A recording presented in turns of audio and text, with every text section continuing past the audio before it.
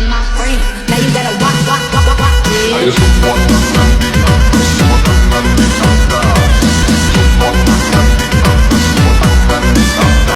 Assalamualaikum warahmatullahi wabarakatuh.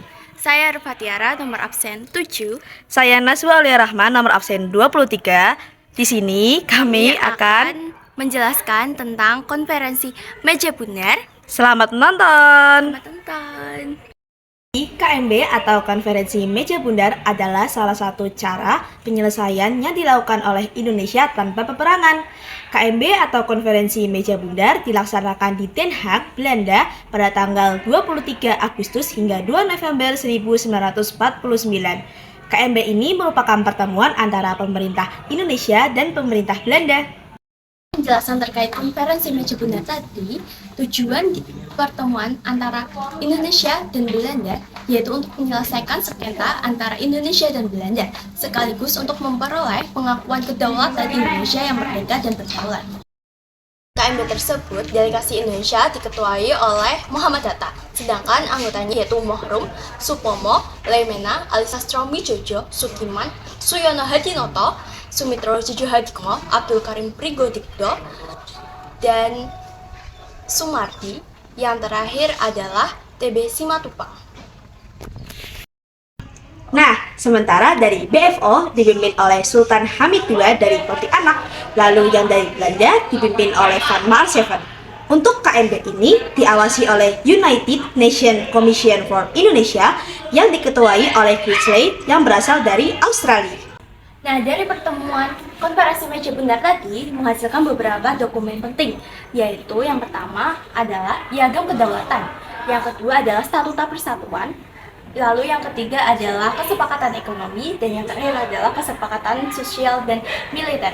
Nah, setelah tadi dihasilkan dokumen penting, berikut ini hasil dari konferensi meja bundar. Yang pertama, Belanda menyerahkan kedaulatan atas Hindia Belanda kepada Republik Indonesia Serikat selamat-lambatnya pada tanggal 30 Desember 1949. Lalu yang kedua, masalah Papua Barat akan dibicarakan setahun setelah penyerahan kedaulatan. Yang ketiga, dibentuknya Uni Indonesia Belanda dengan pimpinan Kerajaan Belanda yang menjadi kepala negara.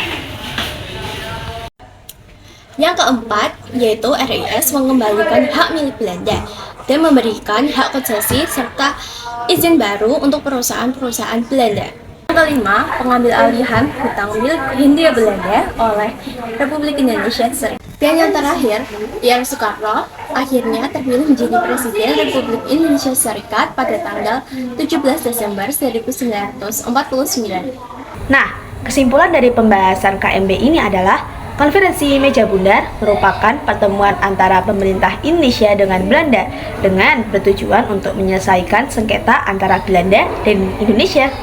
Dengan hal ini, KMB berhasil menegakkan kedaulatan Indonesia, yaitu dengan cara menyelesaikan konflik antara Indonesia dan Belanda, serta mengakui Indonesia secara resmi sebagai Republik Indonesia Serikat. Nah, sekian pembahasan dari konferensi meja bundar dari kami. Semoga dapat bermanfaat dan dapat dipahami oleh kalian semua. Terima kasih. Terima kasih. Wassalamualaikum warahmatullahi wabarakatuh. Dadah.